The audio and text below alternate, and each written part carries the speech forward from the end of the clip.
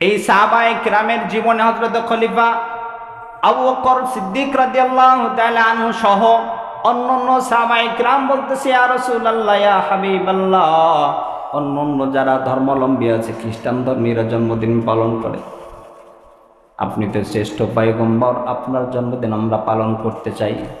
সাহাবীদের জামাতের এই প্রস্তাবে আল্লাহ রাসূল বললেন, না না, মুস্কি হাসি দিলেন, হবে না।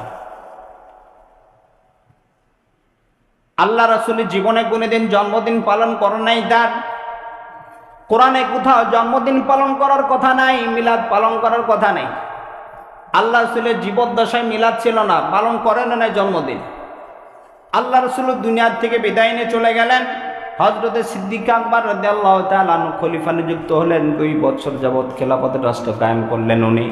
এই 2 বছরের ভিতরে কোনোদিন জন্মদিন মিলাদ নবী পালন করে নাই। হযরতে আবু বকর সিদ্দিক রাদিয়াল্লাহু তাআলা খেলাফত কাল শেষ হয়ে গেল। ওমরে ফারুক রাদিয়াল্লাহু তাআলা খেলাফত আসলো 10 বছরের। কয় বছর? জোরে বলেন।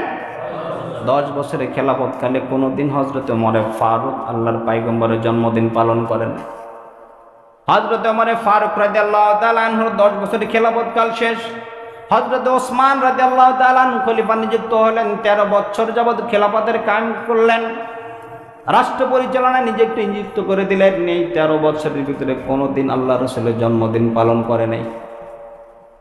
হযরত ওসমান রাদিয়াল্লাহু তাআলা আনহুকে শাহাদাত করে দেওয়া হলো, ওমরে ফারুককে শাহাদাত করে দেওয়া হলো।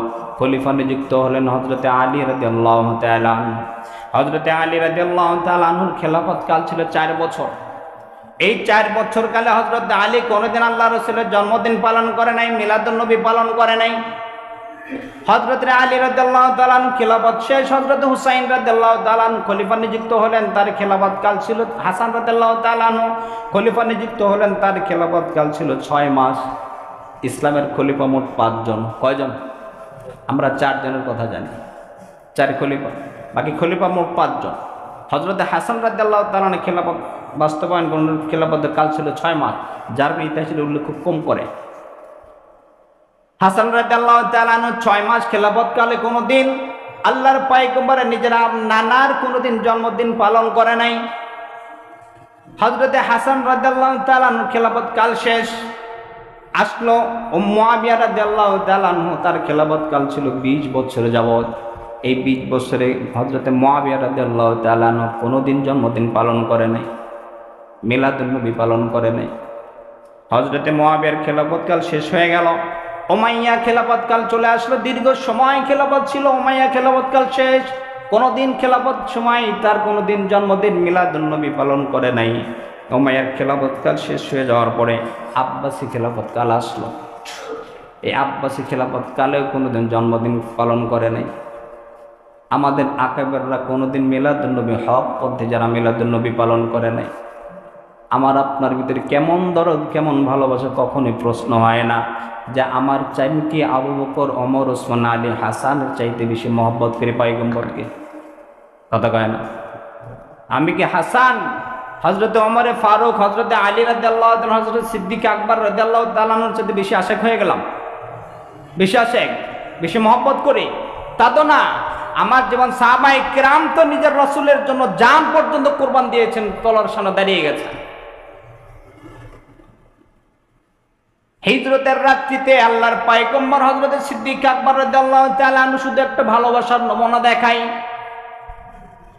আল্লাহর পয়গম্বর যখন সিদ্দিক আকবর রাদিয়াল্লাহু তাআলা আনহুর দরজায় নক করছেন, টোকা দিয়েছেন, একবার টোকা দিয়েছেন, টোকা দেওয়ার সাথে সাথে সিদ্দিক আকবর রাদিয়াল্লাহু তাআলা দরজা খুলে দিলেন, লাব্বাইক ইয়া রাসূলুল্লাহ। আল্লাহর পয়গম্বর প্রশ্ন করতেছেন, আবু বকর তুমি কি ঘুমাও না?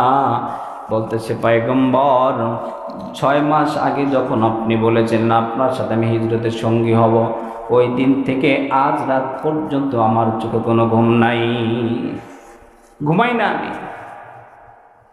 তন্দ্রার ভাব আসলে দরজার সাথে ট্যাক লাগায় দাঁড়িয়ে থাকে, না জানি কখন আমার পয়গম্বর এসে ডাক দেয়। আপনাদের ডাক শুনতে না বলে কষ্ট পাবেন, এই কষ্টটুকু সহ্য হয় না। আমি আপনি চিন্তা হয়ে ঘুম পারি, ফজর আজানে মুয়াজ্জিন আজান দিচ্ছি, চিন্তা ঘুম পড়তেছি, অথচ নিজেকে আশিক রাসূল দাবি করছি।